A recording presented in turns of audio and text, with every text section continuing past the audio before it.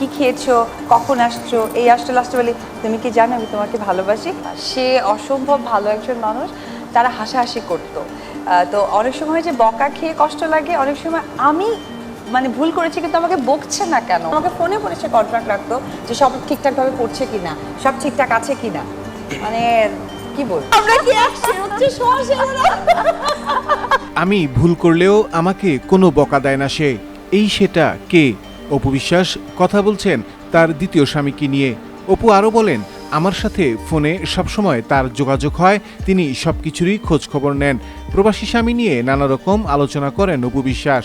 দ্বিতীয় স্বামী নিয়ে গল্প করার সময় অপু বিশ্বাস একবারও শাকিব খানের নাম উচ্চারণ করেনি। উনি তো আমার জন্য যেটা করে চিনি দিয়ে করে, আর আমি ওটা লুকাই লুকাই খেতাম, কারণ আমি একটুই হেলদি, আসলেই অনেক প্রিয়। আমার মনে হয় যে চালটা যেটা ঝালটা এবং মিষ্টি দুটোই দু রকমের স্টাইলের হয়। হ্যাঁ, ওইটা উনি আমার জন্য কমন রাখে। অ্যান্ড যে প্রসঙ্গে আমি আসতে চাচ্ছি, আসলে একটু ঘুরিয়ে পেঁচিয়ে বলে না মানুষ, কাউকে প্রেম করলো বলে কি কি খেয়েছো, কখন আসছো, এই আসতে লাস্টে বলি তুমি কি জানো আমি তোমাকে ভালোবাসি।